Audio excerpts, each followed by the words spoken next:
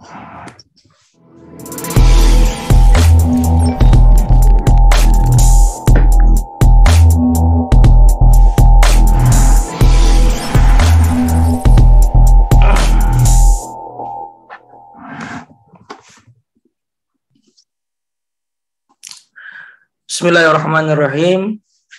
Assalamualaikum warahmatullahi wabarakatuh. Alhamdulillahilladzi arsala rasulahu bil huda wa dinil haqq liyudhhirahu 'ala dini kulli wa kafa billahi syahida. Allahumma shalli wa sallim wa barik ala nabiyil mustafa Muhammad Rasulillah sallallahu alaihi wasallam. Puji syukur pada Allah Subhanahu wa taala, mari sama-sama kita panjatkan karena pada hari ini alhamdulillah Allah Subhanahu wa taala masih memberikan kita begitu banyak kenikmatan, nikmat sehat walafiat, nikmat iman, nikmat Islam, dan berbagai macam kenikmatan yang telah Allah berikan. Salah satunya adalah nikmat bertemu kembali dalam kajian kitab Fikrul Al-Islami. Semoga Allah Subhanahu wa taala senantiasa menggolongkan kita menjadi hamba-hambanya yang selalu bersyukur atas nikmat-nikmat yang telah diberikan Allah kepada kita. Amin ya rabbal alamin. Salawat dan salam semoga terlimpah curahkan kepada baginda Nabi kita, Nabi Muhammad Rasulullah sallallahu alaihi wasallam, dengan bersolawat Allahumma salli ala Muhammad wa ala ali Muhammad. Besar harapan kita menjadi hamba atau pengikutnya yang mendapatkan syafaat beliau di yaumil qiyamah nanti. Amin ya rabbal alamin. Para pemirsa dakwah Tegal yang Allah muliakan, alhamdulillah kita akan melanjutkan pembahasan kitab Al-Fikrul Al-Islami, insya Allah oleh Ustadz kita, oleh guru kita, yaitu Ustadz Dian S. Prestiadi, MAG. Kita sapa dulu. Assalamualaikum Ustadz.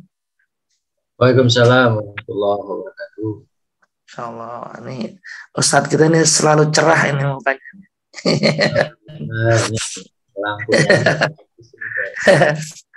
Sehat ya? Alhamdulillah, khair.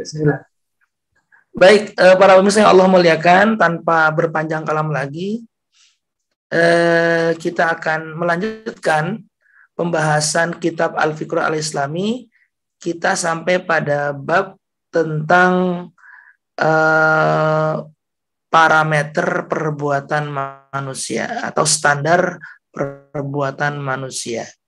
Ini materi yang menarik karena kita akan diajak memahami bagaimana sebenarnya tolak ukur manusia dalam berbuat.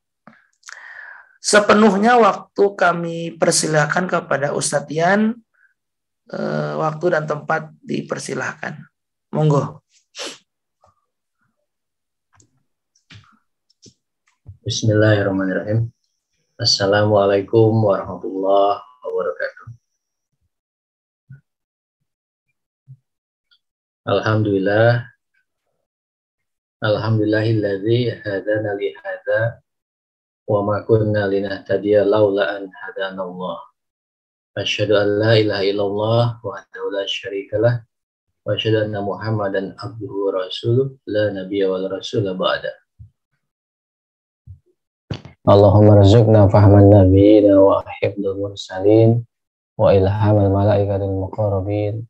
Allahumma aghnini bil ilmi wa zini bil hilmi wa akrimni bit taqwa wa jamilni bil afiyah bi rahmatika ya arhamar rahimin. Amin ya rabbal alamin.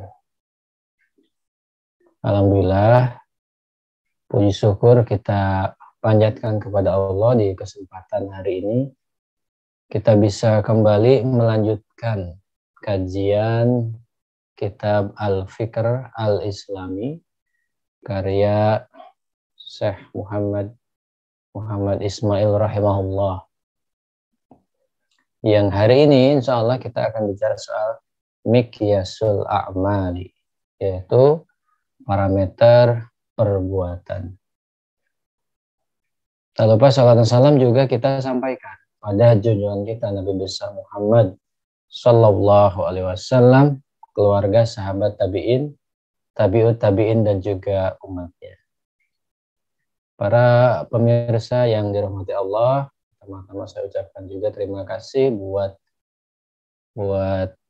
kru dakwah Tegal, channel YouTube dakwah Tegal yang selalu memfasilitasi dan membersamai kita, sehingga melalui wasilah channelnya insya Allah kita semua kebagian pahala, kebagian barokahnya ya, dari ilmu yang turun-temurun disampaikan oleh para ulama, ilmu yang tentunya sangat bermanfaat bagi kita dalam mengarungi kancah kehidupan. Al-Fakir pun juga berterima kasih kepada host, moderator, kerabat kerja di depan dan juga di belakang layar dakwah Tegal, termasuk juga para audiens dan viewers channel dakwah Tegal yang sudah ikhlas untuk mensubscribe dan juga senantiasa mencermati kajian-kajian kita. Miqyasul a'mal ini sebetulnya kalau dalam konteks keilmuan turos itu tidak begitu urgen untuk dibahas karena kaum muslimin dulu mereka mengalami kehidupan yang islami.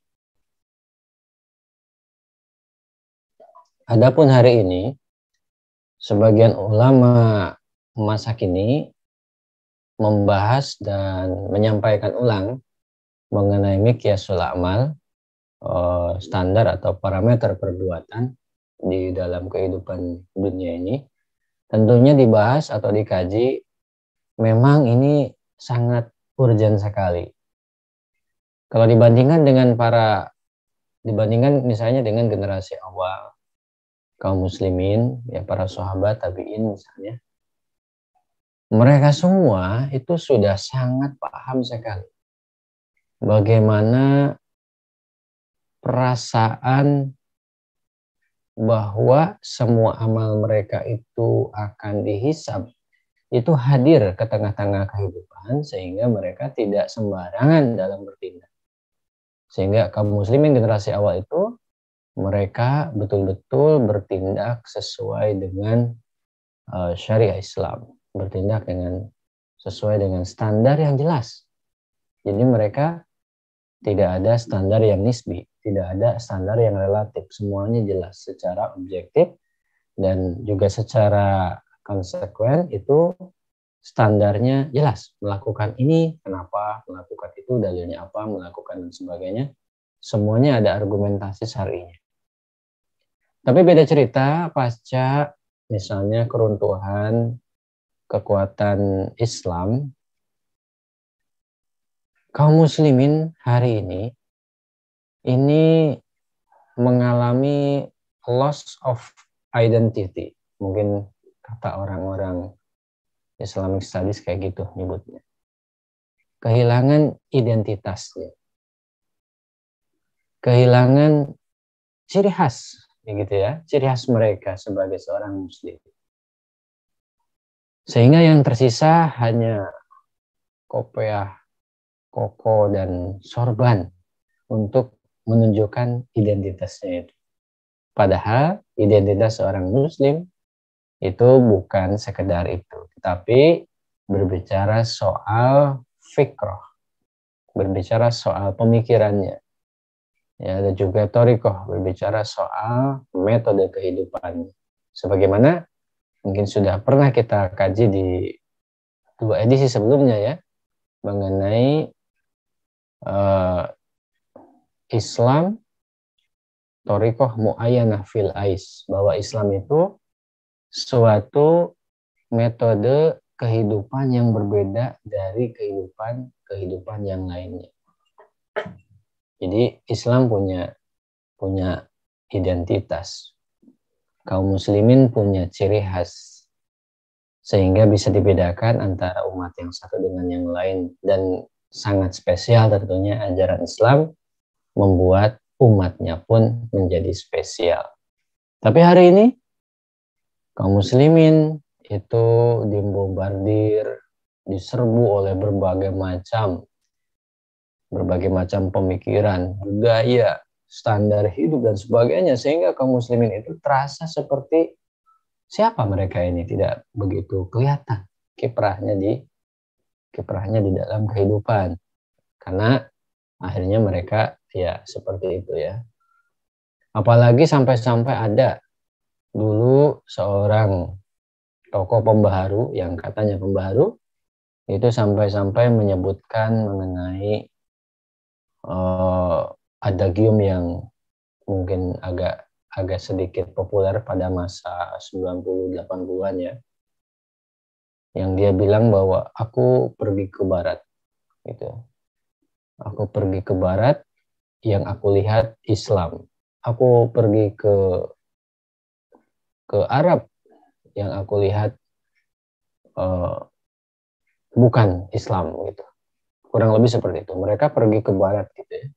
Jadi dia pergi ke barat, kok di barat tidak ada kaum muslimin tetapi Islam ada. Nah, ini sebetulnya adalah suatu sindiran bahwa dia itu yang si tokoh ini, dia tersilaukan sebetulnya dengan peradaban barat. Ya, dia tersilaukan dengan peradaban barat sehingga dia tidak bisa lagi mengenali identitas yang sebenarnya dari ajaran Islam. Nah, makanya di materi yang ke 2 minggu terakhir mengenai Al-Mabda, nah itu juga sudah diulas dengan sangat menarik ya kan. Bagaimana sebuah pemikiran mendasar yang melandasi pemikiran yang lain. Nah, ini nanti akan menyebabkan kaum muslimin itu menjadi umat yang spesial. Nah, padahal kenyataannya sebelum kita masuk ya, Al-Fakir ingin membantah pernyataan orang-orang yang seperti itu. Jadi sebetulnya kalau masih ada yang berani mengatakan seperti itu, maka justru mereka membohongi diri sendiri. Karena yang ditemukan di barat, karena yang ditemukan di dunia ini tidak seperti yang mereka anggap. Karena itu ungkapan yang tepat ketika ada yang berkata, aku pergi ke barat, yang aku lihat adalah Islam, padahal tidak ada kaum muslimin di sana. Ini pernyataan yang sangat keliru. Kenapa? Di dunia ini hari ini, ketika Anda pergi ke barat, Anda akan menemukan peradaban materialisme. Ketika Anda pergi ke timur juga Anda akan menemukan peradaban materialisme. Kenapa? Karena dunia sekarang dinaungi oleh sekularisme, ya, yang memisahkan kehidupan dan dunia. Jadi kemanapun Anda pergi hari ini sebetulnya Anda akan menemukan materialisme, tidak akan menemukan Islam. Kenapa? Karena dunia ini hari ini didominasi oleh aturan yang sifatnya sekularisme seperti itu. Jawabannya seperti itu ya. Anda pasti akan menemukan materialisme di sana, bukan Islam, bukan. Karena kalau ingin menemukan Islam, ya, maka mau tidak mau kaum muslimin harus bersatu ya, harus bersatu dan mewujudkan kehidupan Islam secara mandiri melalui tangan-tangan mereka sendiri, bukan melalui tangan yang lain. Nah, ini hanya intermezzo saja untuk menjawab ya adagium yang mungkin dulu sempat populer. Baik, bismillahirrahmanirrahim. Miqyasul A'mal. Silakan dibuka kitabnya Al-Fikr Al-Islami. Yasiru kasirun minan nas. Banyak sekali manusia ya menjalani fil hayati di dalam kehidupan. Yasiru kasirun minan nas fil hayati ala ghairi hudan. Jadi banyak manusia menjalani kehidupan tanpa menggunakan petunjuk. Jadi orang-orang itu hidup itu hanya terayun-ayun oleh mode yang ada gitu, terayun-ayun oleh tren yang ada. Fayakumuna bi amalihim ala ghairi mikyasin yakisuna alaih. Mereka melakukan berbagai perbuatan tanpa parameter yang bisa menjadi ukuran. Jadi mereka ini tidak punya pemikiran tertentu, tidak punya metode tertentu dalam melaksanakan perbuatannya. Artinya perbuatan dan tindakan kebanyakan orang hari ini ya terbawa arus gitu. Walidzalika tarahum. Karena itu Anda bisa melihat yakumuna bi amalin qabihatin yazunnunaha hasanatan. Orang-orang melakukan perbuatan tercela dengan anggapan sebagai perbuatan terpuji. Wa yamtani'una anil qiyami bi amalin hasanatin yazunnunaha qabihatan. Dan menjauhi perbuatan terpuji dengan anggapan sebagai perbuatan tercela. Jadi ini sungguh ironis. Kita bisa melihat yang salah jadi benar, yang benar jadi salah. Yang salah dianggap benar, yang benar dianggap salah. Gitu ya. Oh, seorang muslimah yang sangat konsisten menjaga auratnya misalnya ya, itu bisa jadi hari ini dianggap macam-macam. Tetapi seorang muslimah yang mungkin menggunakan baju yang casual ya, baju-baju yang modern, mode sekarang, mungkin dianggap mengikuti perkembangan zaman, dianggapnya positif. Nah ini ya, kasihan kan. Jadi orang-orang ini melakukan perbuatan tercela, padahal perbuatan itu ya, gitu ya. Padahal perbuatan itu tercela gitu. Jadi orang-orang melakukan perbuatan tercela dianggap sebagai perbuatan terpuji. Sebagaimana ada juga orang-orang yang melakukan perbuatan terpuji dengan anggapan seseorang menjauhi perbuatan terpuji dengan anggapan sebagai perbuatan tercela. Kebalik-balik gitu ya hidupnya itu. Nah di sini ada contohnya. Fal mar'atul muslimatu allati tamsi fi syawari ummatil mudunil islamiyah. Ya. Sehingga ada seorang wanita muslimah, ya fal mar'atul muslimah, ada seorang wanita muslimah allati tamsi fi syawari yang berkeliaran di jalan umum al-mudunil islamiyah, ibu kota negeri Islam, ka Beirut wa Damaskus wal Qahirah wal Baghdad ya. Semisal Beirut, Lebanon, Damaskus Suriah, Mesir, juga Baghdad Irak. Takshafu an saqaiha, yang memperlihatkan dua betisnya si wanita ini. Wa tubrizu mahasinaha, memamerkan kecantikannya. Wa mafatinaha, dan juga memamerkan sensualitasnya. Wahia, si wanita muslimah ini, tazunnu annaha taqumu bi fi'lin hasanin. Dia mengira melakukan perbuatan yang terpuji. Nah, ini dicontohkan seperti itu ya. Ini sangat ironis sekali. Nah, selanjutnya itu untuk yang menimpa kaum muslimahnya. Sekarang bagaimana untuk kaum laki-lakinya? Warrajulul wara al-mulazimul lil masajid. Ada pula seorang lelaki ya, ini sangat menjaga diri, waro, sangat menjaga diri. Al-mulazimu ya, serta senantiasa lil masajid, mendatangi masjid. Yamtani'u anil khawdi fi tasarrufatil hukamil fasidati. Namun meninggalkan sikap kritis terhadap kebijakan penguasa yang salah. Li'annaha minas siyasati. Alasannya karena itu termasuk urusan politik. Wahuwa, si lelaki tadi, yazunnu anil khawda fi siyasati fi'lun qabihun.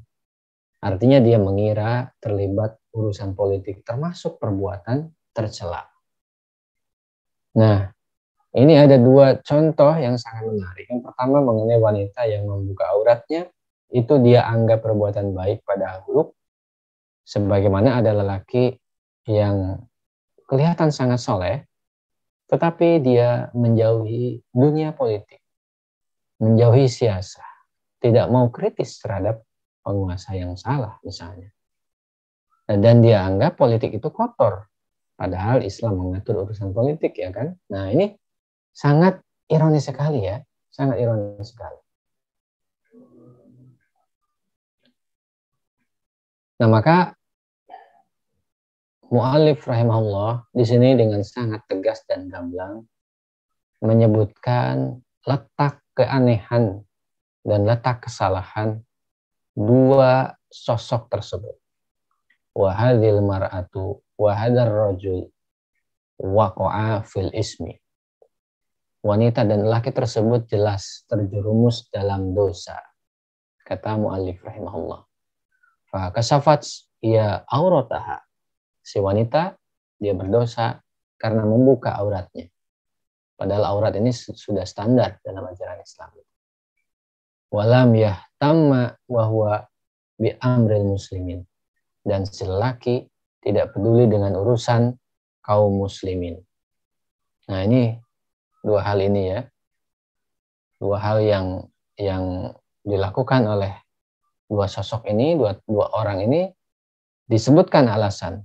Kenapa keduanya justru meskipun mereka sendiri ya, dua orang ini menganggap dirinya berbuat baik, berbuat hal yang terpuji, tapi dalam pandangan mu'alif yang nanti kita akan telusuri mengapa mu'alif bisa menilai seperti ini. Apa miqyasul amal? Nah, gitu ya. Apa parameter perbuatannya, standarnya itu ya. Nah, di sini disebutkan secara sederhana bahwa keduanya berbuat dosa. Si wanita membuka aurat, si lelaki ini abai terhadap urusan kaum muslimin. Dan ini adalah dua dosa, dua kesalahan. Membuka aurat dan abai terhadap urusan kaum muslimin adalah termasuk dosa. Liannahuma, keduanya seperti itu ya. Ini karena lam yatakhida li anfusihima miqyasan. Karena tidak memiliki suatu parameter ya, yakisani a'maluha bihasabihi, untuk menilai perbuatannya gitu. Jadi keduanya seperti itu karena tidak punya suatu parameter untuk menilai perbuatannya. Walawit takhoda miqyasan lama tanakhodo hadatan kuda fit tasarrufatihima ma'al mabda alladhi yu'linani bisurahatin anahuma ya'taniqonihi. Andai ya keduanya memiliki parameter yang jelas, tentu tindakannya tidak akan kontradiksi dengan ideologi yang diklaim dipeluk oleh keduanya. Keduanya kan mengklaim memeluk Islam.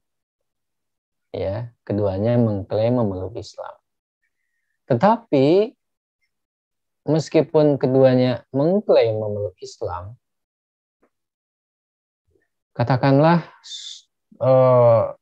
cara dia menilai perbuatannya justru bertentangan dengan ideologi yang dia klaim, yang dia peluk ini. Nah, gitu. Itu yang terjadi.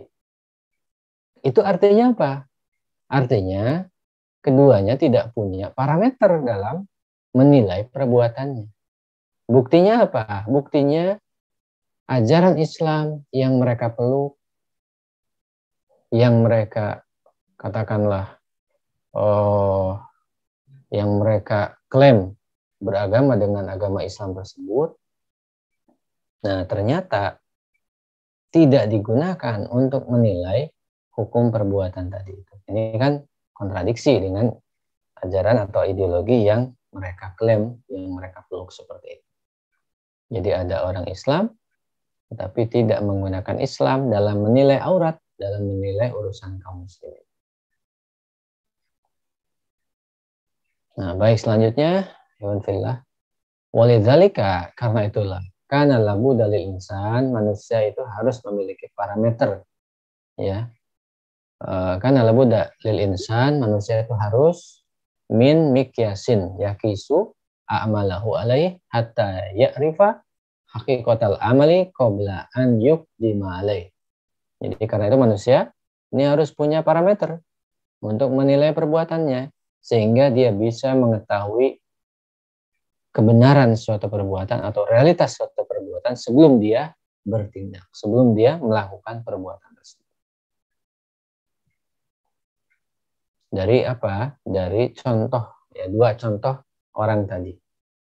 Dia beragama Islam, dia meyakini, konon katanya, dia memeluk akidah Islam, dan juga dia meyakini mengenai syariah, tetapi akidah atau syariahnya itu tidak melandasi parameter dalam menilai perbuatan. Dia menganggap membuka aurat, padahal membuka aurat itu dosa. Jadi menganggap dosa sebagai suatu perbuatan baik dan menganggap pahala sebagai perbuatan yang buruk. Nah, ini kan sebetulnya kontradiksi dengan landasan atau dengan akidah atau dengan ideologi yang dianutnya. Artinya apa? Artinya ada kebingungan dalam dirinya. Dia berikrar memeluk Islam, tetapi pada kenyataannya dalam kehidupannya tidak ada parameter Islam dalam mengatur urusan, dalam mengatur perbuatannya itu. Ini sangat aneh bin ajaib. Nah, karena itulah ditegaskan oleh mu'alif, ini manusia itu ini mau tidak mau dia harus punya parameter untuk menilai perbuatannya. Parameter ini digunakan atau parameter ini nanti dia akan istilahnya itu membimbing dirinya sebelum dia melakukan suatu perbuatan.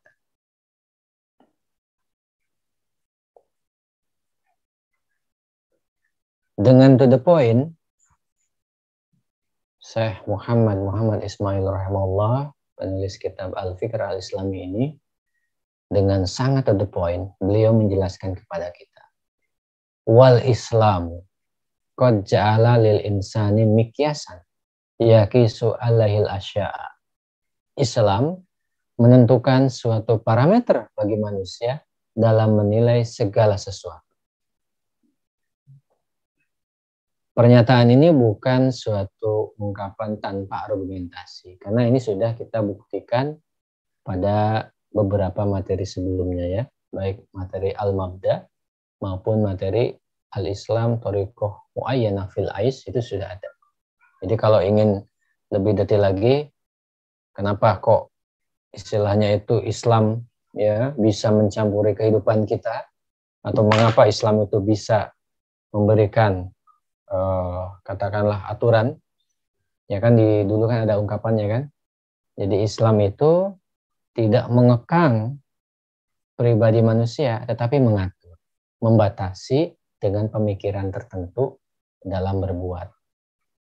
Islam itu tidak mengekang akal manusia, tetapi Islam itu memberi keleluasaan kepada manusia untuk bisa berpikir. Hanya saja pikirannya itu dipandu atau dibimbing atau diatur. Jadi sekali lagi, wal Islamu qad ja'ala lil insan miqyasan yakisu alail asya. Jadi Islam menentukan, jadi Islam sudah punya parameter bagi manusia dalam menilai segala sesuatu. Wa ya'rifu qabihaha min hasaniha. Agar sesuatu yang tercela ini bisa dibedakan dari yang terpuji. Fayam tani'u anil fi'lil qabihi, sehingga manusia meninggalkan perbuatan tercela, wa yuqdamu alal fi'lil hasani, dan melakukan perbuatan yang terpuji. Jadi kehebatan parameter ini nanti akan membuat kita bisa membedakan mana yang terpuji, mana yang tercela. Kita bisa menilai ini baik atau buruk dan sebagainya dengan standar yang jelas. Nah, di sini secara to the point disampaikan lagi oleh mu'alif rahimahullah. Hadal miqyasu, parameter ini, wasyar'u, ternyata adalah syariat wahdahu, ya, syariat semata. Jadi ini sangat jelas sekali. Parameter ini ternyata adalah syariat semata, bukan yang lain. Ini jadi ingat ketika kita misalnya membahas kajian Al-Ahkam As-Sultaniyah, ya, ketika para ulama berdebat mengenai al-imamah itu sebetulnya dia itu kewajiban itu berdasarkan syariat atau akal, kan gitu ya. Yang ternyata Ahlussunnah jelas menyatakan bahwa dia kewajiban berdasarkan syariat. Itu dalam konteks al-imamah, dalam konteks ketatanegaraan gitu ya. Apalagi kalau bicara soal perbuatan manusia. Ini tentu sudah suatu hal yang harusnya kita ketahui mengenai syariat ini, ya. Dan ini oleh mu'allif rahimahullah secara tegas beliau menyampaikan seperti itu.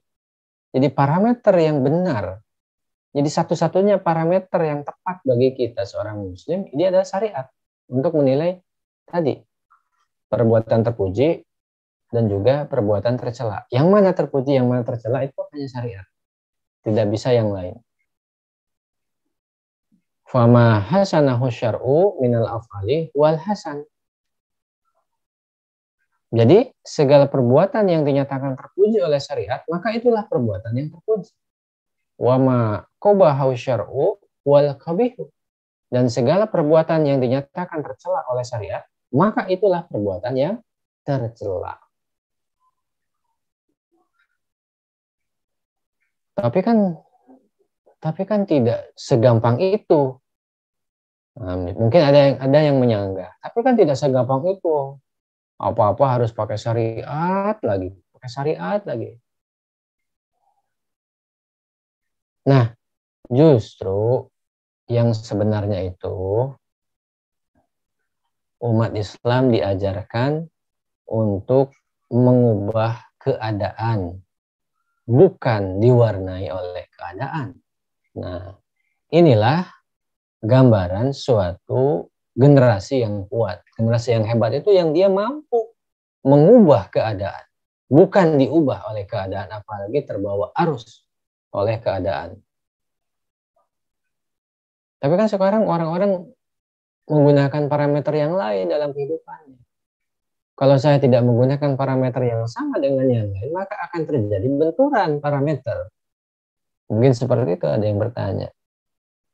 Nah, sebetulnya parameter yang kuat, parameter yang landasannya kuat, parameter yang didasarkan dari akidah akliyah, yan basiku anhan nizam, gitu. Kembali lagi ke al-mabda. Jadi parameter yang dilandasi oleh suatu pemikiran yang kuat seperti akidah Islam, ya, yang merupakan akidah rasional, akidah yang memang dihasilkan dari proses berpikir sehingga menemukan kebenaran sejati tentang keberadaan Sang Pencipta, tentang hakikat alam semesta, manusia dan kehidupan. Jadi parameter yang dilandasi oleh hal yang kuat seperti ini justru nanti akan menjadi parameter yang unggul, parameter yang akan bisa memenangkan pertarungan parameter, pertarungan standar, ya, pertarungan perspektif, pertarungan sudut pandang. Karena sudut pandang ini dia didasari oleh sesuatu yang kuat, bukan sesuatu yang lemah, atau tidak dilandasi oleh sesuatu yang batil, sebagaimana sekularisme atau materialisme. Jadi kalau ada yang bertanya, orang lain pakai standar, orang lain pakai parameter perbuatan di luar Islam, sedangkan kita pakai parameter perbuatan menggunakan Islam, nanti kan terjadi clash. Nah, justru yang diperhatikan di sini sebetulnya bukan terjadinya clash parameter ini, terjadinya clash standar ini, bukan. Tetapi yang diperhatikan adalah sumber parameter ini dari mana. Kalau dari pemikiran yang benar, maka parameter ini akan secara alami menjadi standar bersama. Sebagaimana Sebaliknya, parameter yang salah itu akan menimbulkan kekacauan, ya kan? Menimbulkan kekacauan. Sebagaimana hari ini yang terjadi. Parameter yang dilandasi dari suatu kebatilan, kesalahan, nanti dia akan menimbulkan efeknya itu adalah kekeliruan. Misalnya mengenai rasa kasih sayang. Miqyasul amal, ya, parameter perbuatan dalam Islam mengenai kasih sayang itu hanya bisa diwujudkan oleh menikah atau dengan silaturahmi antar kerabat. Sedangkan kasih sayang yang dilandasi oleh sekularisme atau materialisme itu mereka lihat hari ini menghasilkan apa? Perzinahan, ya kan? Menghasilkan perzinahan, penyukaan sesama jenis, dan semua yang menyebabkan penyakit-penyakit sosial, bahkan penyakit-penyakit moral dan penyakit-penyakit fisikal itu terjadi akibat penyaluran rasa sayang yang dia itu dinilai dengan standar yang keliru, dengan parameter yang. Jadi kasih sayang menggunakan parameter yang keliru, dia akan menyebabkan kerusakan. Dia akan menyebabkan dunia ini dilanda mengerikan seperti sekarang. HIV AIDS itu dari mana? Itu dari jeruk makan jeruk, asal muasalnya.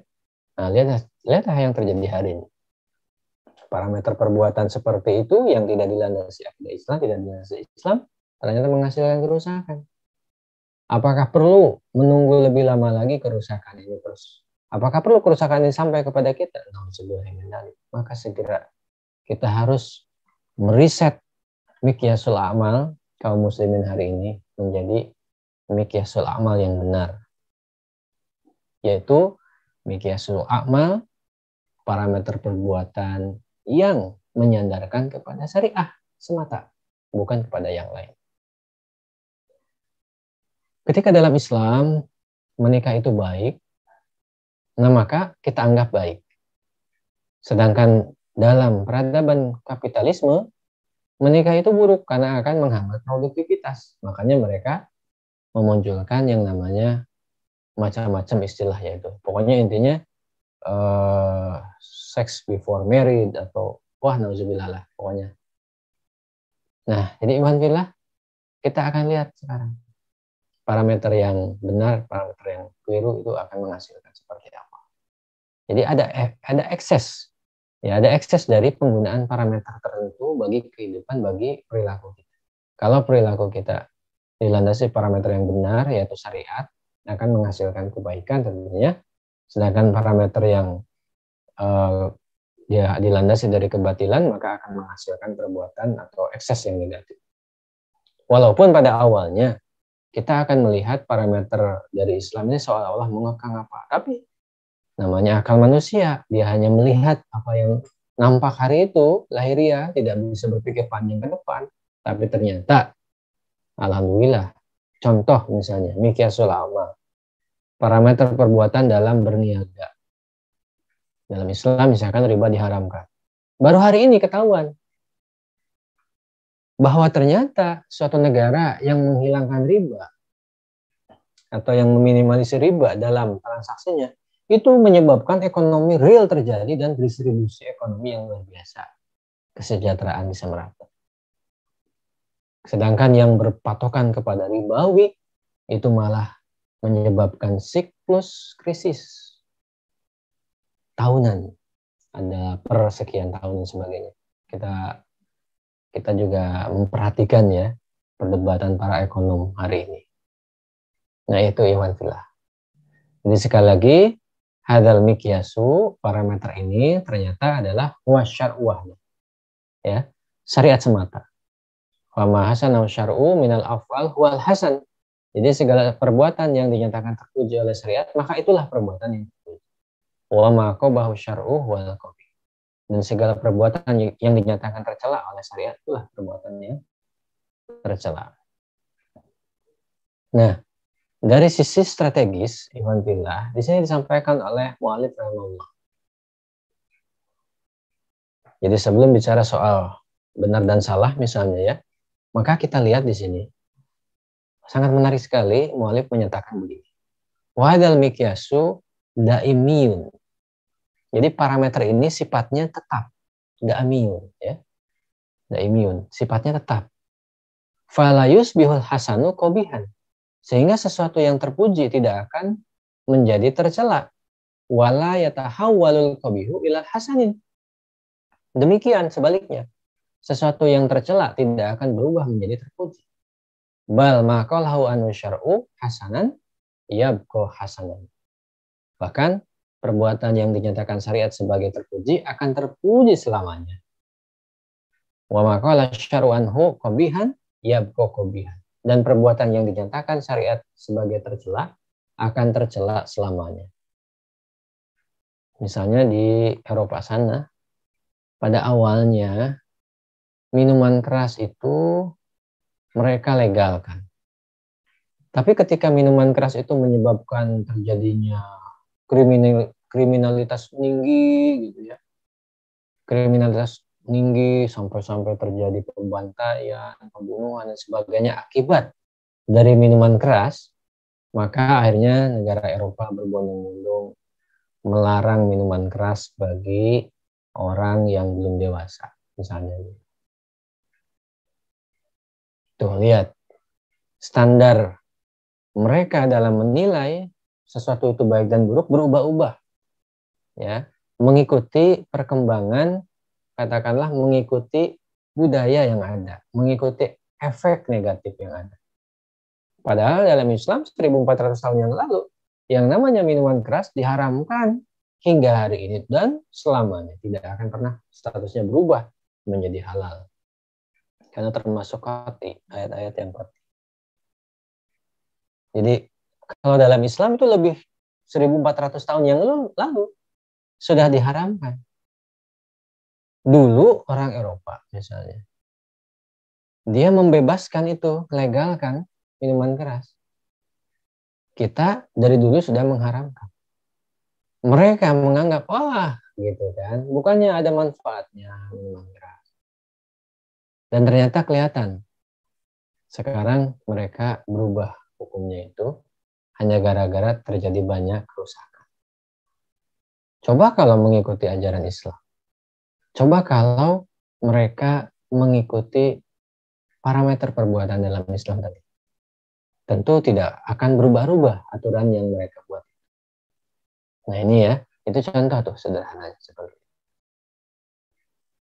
Nah, termasuk sekarang lagi ramai di Eropa atau di negara-negara berkembang juga, yaitu mengenai narkotika. Dulu misalnya ganja mereka larang, sekarang ganja mereka perbolehkan karena katanya bermanfaat. Nah, mereka lihat menggunakan istilah bermanfaat. Jadi bermanfaat dulu dan sekarang itu beda. Lihat standarnya. Kok bisa seperti itu ya? Bisa berubah seperti itu. Tidak konsisten. Ya, tidak konsisten. Ketika dulu misalnya dilarang, hari ini diperbolehkan. Hari ini diperbolehkan, nanti besok lagi dilarang. Itu kacau itu. Menyebabkan manusia itu tidak kehilangan panduan. Menyebabkan manusia itu kehilangan patokan dalam beraktivitas. Manusia akan kebingungan. Kalau manusia sudah bingung, nah, maka yang akan terjadi adalah tadi, chaos, kacau. Jadi gitu ya nantilah. Jadi ini yang hebatnya dari parameter syara itu adalah parameternya itu bersifat tetap. Kemarin terpuji, maka akan terpuji selamanya. Kemarin tercela akan tercela selamanya. Wabidzalika yakunul insanu qad sara fi tariqin mustaqimin. Nah, dengan demikian manusia bisa berjalan pada jalan yang lurus. Wala hudan min amrihi. Dan setiap urusannya sesuai dengan petunjuk. Fa idrikul umura ala haqiqatiha bi khilafi ma law lam yaj'al syar'a miqyasan lil husni wal hukm. Sehingga manusia memahami segala perkara sesuai realitas. Berbeda apabila ia tidak menjadikan syariat sebagai parameter terpuji dan tercela. Bi'an ja'alal aqla miqyasan lahu, dengan menjadikan akal sebagai parameter baginya, fa'innahu yasiru, maka manusia akan berjalan mutahobbiton, ya, mutahobbiton li'annahu yusbihu say'u hasanan fi halin wa qabihan fi halin akhar. Manusia akan berjalan tanpa kepastian, sebab suatu perbuatan bisa dianggap terpuji pada suatu kesempatan, sedangkan di kesempatan yang lain bakal dianggap tercela. Kenapa bisa seperti itu? Nah, maka jawabannya Mu'allif menyampaikan, idil aklu qad yara say'al wahida hasanan al yauma summa yarahu qabihan godan. Karena kadang akal memang memandang sesuatu itu terpuji hari ini, kemudian besoknya menilai sesuatu itu tercela. Wa qad yarahu hasanan fi baladin qabihan fi baladin ukhra. Kadang di negeri yang satu sesuatu itu dianggap terpuji, sedangkan di negeri yang lain sesuatu itu dianggap tercela. Akal itu mahdudu wa muhtajatu. Dia terbatas, akal itu. Dia tidak bisa melihat yang di balik tembok kecuali menggunakan dalil. Ini akibat akal yang digunakan di luar kapasitasnya. Jadi kalau akal itu menilai terpuji dan tercela dari sisi katakanlah pahala dan siksa, itu tidak bisa akal itu. Ya, dia nggak sanggup menilai suatu perbuatan tercela atau tidak, berpahala atau tidak, nggak sanggup. Itu harus pakai syariah. Nah, akal ini fungsinya memahami nas syariah itu. Nah, gitu. Bukan berarti akal di kesampingan, tidak, tapi akal ini dibimbing oleh wahyu. Wa yusbihul hukmu 'alal asya' fi mahabirri wa yusbihul husnu wal qubhu nisbiyan la hakikiyan. Maka akibat dari parameter perbuatan tadi itu menggunakan akal, ya, maka penilaian terhadap segala sesuatu ini bergantung hembusan angin. Jadi dia akan terbawa oleh tren yang ada. Dia akan terbawa oleh arus yang ada, gitu ya. Wa yusbihul husnu wal qubhu nisbiyan la hakikiyan. Nah, akibatnya terpuji dan tercela ini menjadi relatif, gitu ya. Menjadi relatif dan juga tidak pasti. Ini gara-gara menggunakan akal, gitu ya. Wa hina idzin yaqau fi wartatil qiyami bil fi'li al khabihi wa huwa yazunnu hasanan. Pada saat seperti ini, seseorang bisa terjerumus pada perbuatan tercela yang dikira sebagai perbuatan terpuji. Wa yamtani'u anil fi'lil hasani wa huwa yazunnu qabihan. Dan meninggalkan perbuatan terpuji yang dikira sebagai perbuatan tercela. Kan sangat ironis, sangat kasihan kan. Nah, konklusi dari mu'allif, wa alaihi kana labudda min tahkimi syar'i. Wa alaihi kana labudda min tahkimi syar'i wa ja'lihi miqyasan lil af'ali kulliha. Berdasarkan semua itu, syariat harus menjadi penentu dan dijadikan parameter bagi seluruh perbuatan. Wa ja'lil hasani ma hasanahu syar'u, serta menetapkan terpuji itu sesuatu yang dianggap terpuji oleh syariat. Wal qabih ma qabahu syar'u, dan tercela itu sesuatu yang dianggap tercela oleh syariat. Inilah parameter perbuatan yang tepat, parameter yang dia berdasarkan hukum syara.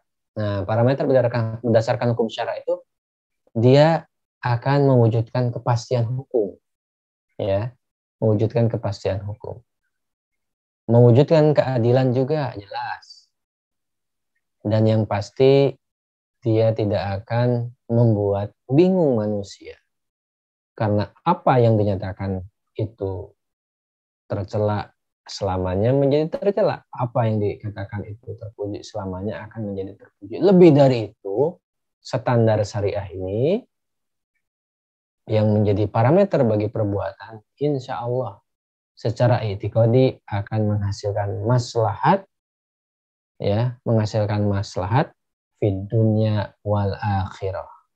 Maslahat di dunia dan akhirat sebagaimana yang sudah dibahas pada bab yang terdahulu, ya, bahwa Islam itu kan memiliki metode kehidupan yang spesifik. Dunia diraih, tetapi dunia bukan suatu tujuan. Dunia diupayakan, tetapi negeri akhirat tetap diidamkan. Nah, ini luar biasa.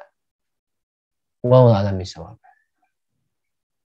Mungkin itu yang bisa Al-Fakir ketengahkan. Selanjutnya silakan Al-Fakir kembalikan ke moderator.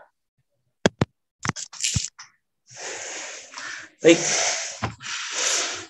Alhamdulillah baru saja kita dengarkan ya berkaitan dengan standar perbuatan manusia. Sederhana pembahasannya tapi memang sangat mendalam jika kita jika kita telaah lagi ya dari apa-apa yang tadi telah disampaikan. Sebelum diakhiri Ustadz ada pertanyaan. Kalau tadi disebutkan ya bahwa yang harus dijadikan standar adalah syariah. Karena kalau yang dijadikan standar perbuatan adalah akal suka berubah-ubah. Nah, bagaimana cara kita menyikapi jika ada anggapan bahwa berstandar pada syariah pun kadang-kadang orang juga bisa berbeda-beda. Misal, ya, ada yang berpendapat bahwa berkerudung bagi wanita itu tidak wajib. Bahkan ada ulama yang menyatakan itu. Di sisi lain, ada yang mewajibkan. Dan saya kira ada beberapa perkara yang memang kalau orang bilang itu sebutnya ikhtilaf ya, atau mungkin perbedaan ya, untuk kemudian mengatakan bahwa Islam itu punya banyak pandangan.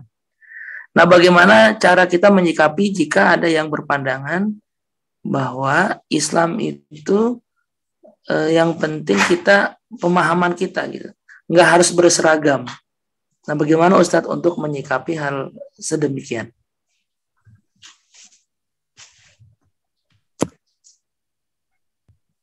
Ya, itu memang di problem pemikiran hari ini ya. Jadi begini, sebetulnya bukan cuma miqyasul amal ya, tapi juga miqyasul fikri gitu istilahnya ya. Bukan cuma parameter berbuat, tapi parameter berpikir pun Islam sudah punya standar. Nanti dari parameter ini akan ketahuan mana yang membajak, ya, mana yang membajak atau mengatasnamakan ajaran Islam padahal isinya bukan ajaran Islam, dan mana yang memang menyampaikan ajaran Islam karena memang ajaran Islam menyatakan demikian. Itu akan ketahuan. Jadi ada miqyasul fikri, ada parameter berpikir. Nah, bagaimana cara menentukan parameter berpikir ini? Nah, yang pertama ya, dalam konteks sesuatu yang prinsipil, maka kaum muslimin dilarang bertaklid. Dalam konteks yang prinsipil, itu kaum muslimin dilarang bertaklid. Ketika dia tidak bertaklid, maka dia akan menemukan jawabannya sendiri dengan benar. Misalnya, tadi dalam konteks hal yang prinsipil, menutup aurat kan prinsipil ya, sesuatu yang memang itu sudah jelas sekali dalilnya. Nah, mengapa sebagian umat Islam bisa terpengaruh? Nah, karena taraf berpikir sebagian kaum muslimin itu terbiasa bertaklid dalam segala hal. Padahal bertaklid itu parameternya ada juga. Untuk hal yang prinsipil, hal-hal yang usul, yang pokok, ya kan? Hal-hal yang sifatnya pasti, dia tidak boleh bertaklid. Dia harus menemukan, dia harus belajar. Makanya thalabul ilmi fardhatun ala kulli muslimin wa muslimat. Di situ titik poinnya itu. Sehingga setokoh apapun, sepanjang apapun gelar seseorang itu, ketika dia menyatakan pendapat yang nyeleneh, tentu oleh umat Islam yang sudah memiliki miqyasul fikr ini pasti akan istilahnya itu tidak akan terpengaruh dengan sangat mudah. Apalagi sekarang dengan kecanggihan teknologi, kita bisa meng-cross check pendapat-pendapat seperti itu. Gampang sekali. Kita bisa meng-cross check. Hal yang sederhana kan, kajian kita itu yang mengenai al-ahkam as-sultaniyah ya. Ketika misalnya ada suatu tokoh bilang bahwa Islam tidak mengajarkan sistem bernegara, ternyata ketika kita baca apa yang dinyatakan oleh para ulama dalam al-ahkam as-sultaniyah, justru Islam itu mengajarkan bernegara, bahkan menjelaskan bentuk-bentuk ya, atau menjelaskan katakanlah kaidah-kaidah bernegara yang ada dalam al-ahkam as-sultaniyah. Terbantahkan kan gitu. Ketika kita mau belajar, ketika kita mau menelaah dan membandingkan. Jadi poin yang keduanya, selain tidak boleh bertaklid dalam hal yang prinsipil, maka yang kedua adalah kita mau berdialog dan kita mau mendiskusikan kembali apa yang disampaikan tadi itu. Tidak kita telan mentah-mentah. Nah, terus yang ketiga, ini adalah peran daripada alim ulama yang mukhlis.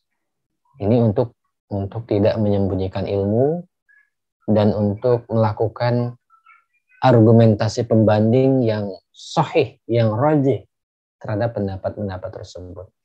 Ya, sebagaimana contoh misalnya ada seorang ulama besar di negeri ini yang menyatakan kayak begitu ya, katanya jilbab tidak wajib.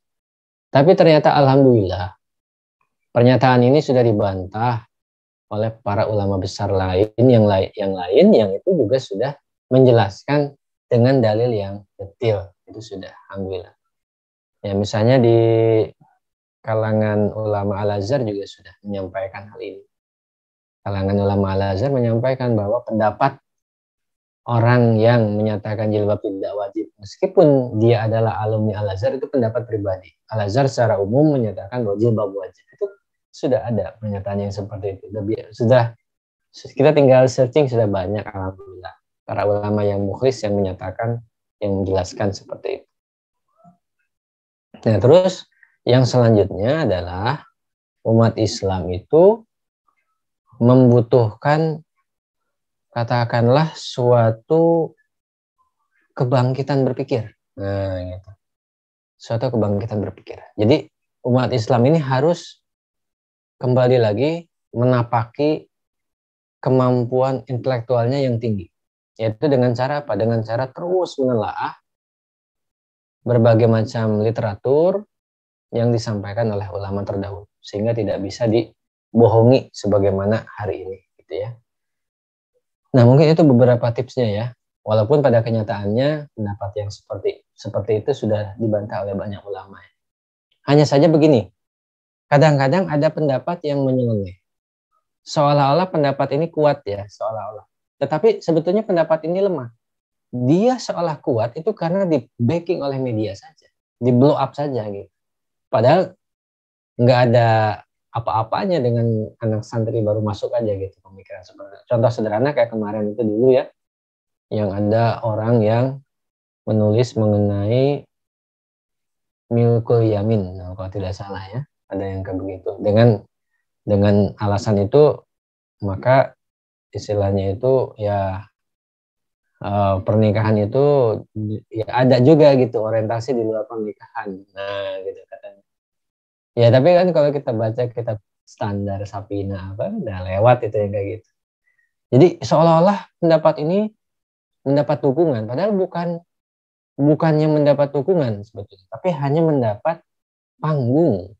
Nah, jadi kita pun juga jangan istilahnya itu menganggap bahwa pendapat seperti ini pendapat yang jumhur, pendapat yang populer, bukan ya. Pendapat yang jumhur dan populer itu ada dalam kitab-kitab, udah jelas. Nah, kalangan yang seperti ini sebetulnya mereka bukan pendapat yang kuat ya. Jadi kepopuleritasan pendapat mereka itu ya, itu bukan dikarenakan kuatnya argumen, bukan. Tetapi popularitas pendapat ini dikarenakan mereka mendapat sokongan media-media liberal gitu aja.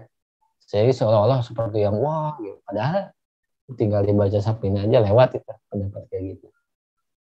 Nah, mungkin itu beberapa sedikit komentar dari Al-Fakir mengenai tadi yang seperti itu ya. Memang akhirnya mau tidak mau ini menuntut umat Islam agar terus belajar ya. Mana yang makanya kalau kita perhatikan kitab matan ya, kitab matan yang menarik gitu ya, dalam penjelasannya begini, bahwa perbedaan pendapat dalam Islam itu biasa sebetulnya. Hanya saja begini, perbedaan pendapat itu nanti yang diperbolehkan dan itu memang menjadi mazhab itu adalah pendapat-pendapat yang zonni. Sedangkan kalau dari dalil-dalil yang qat'i, nah itu akan meminimalisir perbedaan pendapat. Nah, ini sebetulnya miqyasul fikr. Nah, parameter berpikir. Jadi kalau misalnya bicara soal dalil-dalil yang qat'i, lalu di situ muncul perbedaan pendapat. Misalnya dalilnya adalah mengenai jilbab. Itu kan qat'i subut, qat'i dilalah. Sumber dan maknanya itu sudah pasti. Lalu ada perbedaan, gampang kita langsung menilai, wah ini disebutnya syadz, ganjil, nyeleneh. Tapi beda cerita kalau misalnya zonni. Kalau misalnya ayatnya atau dalilnya atau hadisnya zonni, nah maka nanti kita harus berburu yang rojih gitu. Pilih yang rojih, pelajari yang marjuh. Nanti akan kita gunakan yang rojih, yang marjuh sebagai pelajaran gitu. Jadi miqyasul fikr itu ketika bicara soal yang kayak tadi itu gampang. Kalau dalilnya itu qat'i dilalah, qat'i subut, maka pendapat yang menyimpang itu syadz, itu ganjil, nyeleneh, kacau gitu. Nah itu, jadi ketahuan gitu. Tapi kalau misalnya ketemu dengan dalil yang zonni, maka yang harus kita cari adalah yang rojih dan kita pelajari mana yang marjuh. Gitu saja. Yang rojih maksudnya yang kuat, yang marjuh yang lemah. Wallahu a'lam bishawab. Baik, alhamdulillah. Jadi intinya harus banyak belajar lah, gitu. Banyak ngaji nih. Karena memang menjadikan syariah sebagai standar itu konsekuensinya adalah thalabul ilmi dengan sungguh-sungguh. Masya Allah.